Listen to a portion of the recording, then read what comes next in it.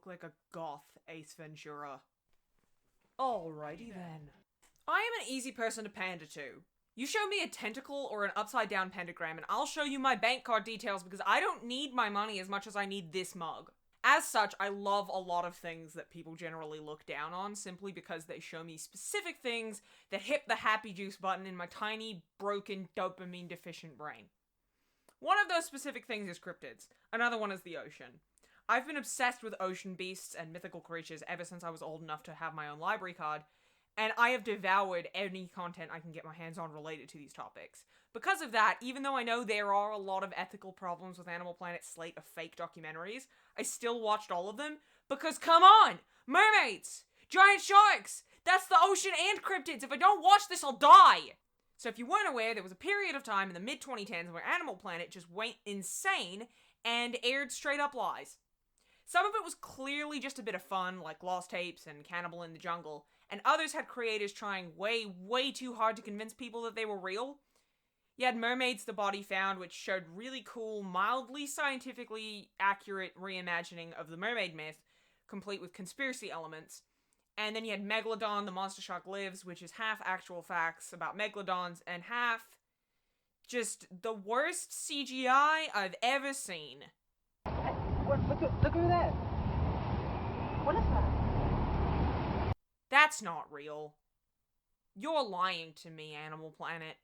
Fuck, I think Shark Week is actually on Discovery Channel. I'm stupid. Anyway, both of these were kind of ethically dubious because of how hard they leaned into the ARG elements. It's generally a bad idea to air fiction on a channel that people think of as being educational, especially in our post-fake news world. But I, who knew they were fake from the outset, and went in viewing them as fiction, really enjoyed them for what they were. Like I said, all it takes for me to be happy is ocean cryptids. That is kind of it. But even though my standards are really low, Shark of Darkness is dog shit.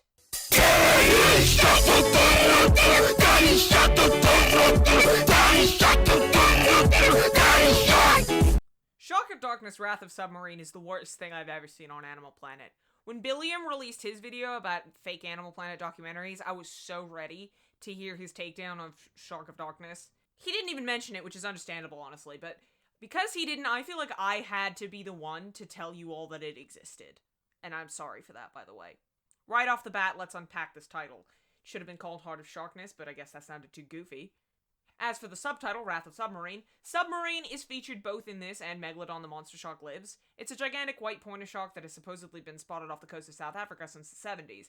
Except it isn't. A cursory search reveals that Submarine is actually a fake urban legend created in the 70s by South African journalism students as a way of demonstrating how gullible newspaper readers were. He's less of a Nessie and more of the Afrikaans equivalent of a drop bear or a jackalope. He's a myth, mainly used to troll tourists, and apparently the people who make Shark Week. Already this does not bode well for the credibility of Shark of Darkness.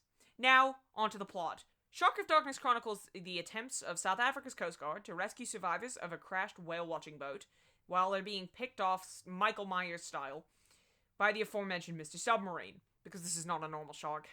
Submarine is a twisted fucking psychopath. He spells his name with the Stussy S. To him, Little Caesar's Crazy Bread is just regular bread. He is the Joker, baby. I'm only exaggerating a little bit, honestly. Every scene in this genuinely has the vibe of Will Graham explaining his profile of the gimmicky killer of the week on an episode of Hannibal. I use my multi-directional sense of smell in combination with the electroreceptors in the tip of my nose that connect to my lateral line, an organ which all fish have that allows them to sense direction. I follow the sense and electrical impulses towards my prey. When I find its location, I take a single bite of whatever appendage is closer to my mouth, and then I spit it back out because the taste is not to my liking. I swim away, leaving my victim in the middle of the ocean to bleed out through their femoral artery. This is my design. In fiction, they are justified, sort of, in having this approach, but, like, imagine if this was real life. So, that's an animal. That's a large fish with bad eyesight and a brain that hasn't changed shape or function since before trees have existed. And you have picked him as your rival. Do you think this guy's like this with, like, other animals? Do you think he's like, you don't understand, this frog is insane? The documentary mostly consists of found footage captured by the victims of the boat crash, which is something that happens in found footage movies all the time, and it just really, really shits me, because, like, why are you filming? You're treading water for dear life out here. There's sharks killing people. Why would you be filming this? Put the camera away, Susan! Maybe, if you had both hands free, you'd be able to swim up onto the rocks or back to the boat by now, you idiot! Interspersed with these clips are expert analysis from shark experts Mel Thurman and Conrad Manis, who are, like I said, essentially set up to be like shark criminologists. Conrad Manis is a marine biologist with over a decade of experience studying great whites here in Cape Town. He's been brought in to assist Mel in the investigation of the events that happened that night. It is so wild to me how they frame Submarine basically like he's a human serial killer. It's baffling. They make this huge deal about how he's so much more intelligent than other sharks, how he's stronger than any other shark, how he toys with his prey, unlike any other shark, how he can stay completely still without suffocating, even though great whites don't have gill pumps. And there's no explanation given to why this shark is so hyper-evolved. They just completely take it for granted that he's this fucking mutant Giga Chad. Conrad Manis, the movie's marine biologist, basically sums it up by saying he's just built different. To Conrad and Mel, this means one thing. Somehow, Submarine has advanced capabilities that other great whites lack. I cannot stress enough that this was in Shark Week. Discovery has aired fabricated or dramatized content in Shark Week before, but usually they dress it up with, you know, some facts, some real facts. It is, after all, kind of an edutainment block. Shock of Darkness doesn't even do that. The closest thing we get is an explanation of how a great white shark's stomach works, which... It'll wait for the food to pass into the intestine, leave some room in the belly, and then it'll gorge again. There are also a lot of interviews mixed in, both from survivors of the boat crash as well as other people who have had encounters with Submarine. I can't really criticize the acting in this film. They sell the ridiculous shit that they have to say pretty well. Normally that's a good thing, but like I said before, the amount that they lean into this being a real thing is fucking infuriating. There was a website! There was a website that you could go to learn more about this totally fictional boat crash and this totally fictional fucking shark! What I hate about this approach to the documentary is that it plays into decades of shark-related fear-mongering by portraying great whites as these calculating monsters and not, you know, just big stupid fish who can't tell the difference between a cardboard cutout and a live tuna. At least the Megalodon documentary didn't ascribe any malice to the shark. Shock of Darkness literally ends with Thurman saying, basically, in no uncertain terms, and almost this exact wording, this shark must be stopped. Either way, now one thing is undeniably clear. Unless it's stopped, this isn't the last we're gonna hear from him. This aired on Discovery Channel. Bullshit. No, it didn't. Let's go. This has the vibe of a sci-fi original movie. I refuse to believe this was from Shark Week. The Asylum made this. And maybe if it did air on Sci-Fi, maybe if it was marketed as a found footage horror movie, I'd hate it less. But that's kind of a moot point.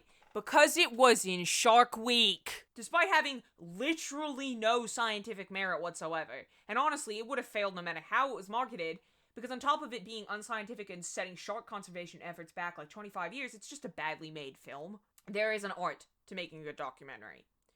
And it's not an easy task to replicate the documentary style in a way that feels believable. Because documentaries are a type of persuasive media, at the core of a good documentary, it should be essentially a debate with the audience. They exist as a way of giving evidence for a point that the director wants to make. So, for a documentary-style film to work, you have to be able to effectively tell your story through a presentation of evidence. Lake Mungo is a film that does this really well. It shows a lot of sides to the main story in a way that creates some really good twists, and while it leaves the viewer to make up their own minds, they are putting in still hints throughout the film that you could piece together and figure out what actually happened. Cannibal in the Jungle, another one from Animal Planet, is another great example of a faux documentary that feels really compelling and grounded because of the way that they use a mix of folklore and real-world science to ground what is, at the core, a very human story. Shock of Darkness, in contrast, fails very hard at being a good documentary. It is a bunch of people just saying the same shit over and over and over and over and over again. Literally the same shit. Punctuated by the most generic American documentary narrator that Discovery had on the payroll, explaining shark things while CGI diagrams play. That single buoy designed to raise small watercraft displaces 150 gallons of water. I hate this stupid film. I'm certainly glad that Discovery faced backlash for airing things like this, and from what I've seen in recent years, they have been rebranding in a way that tries to center educational content again, rather than reality shows and this weird pseudoscientific bullshit. I've seen a lot of people complaining about Mermaids the Body Found and Megalodon the Monster Shark Lives, but the internet has been mostly silent about the Shark of Darkness, which in my humble onion is several thousand times worse. So, what's the takeaway here? I literally don't know if anybody else is going to care about it, but if you followed my channel for a while, you know that that's not going to stop me. 2 of my last videos were about Tannis and luxury pranks. So, continuing the trend of making videos that just on topics that literally nobody has thought about ever. So what do you think? Let me know in the comments if you've seen any particularly egregious fake documentaries, and maybe I'll roast them one day. In the meantime, it is White Boy Summer, by which I mean Great White Shark Boy Summer. So, respect the denizens of the ocean. Sharks are just trying to be. But don't call them sea puppies, because, as I've said before, I will run you over if you do that. Drive safely.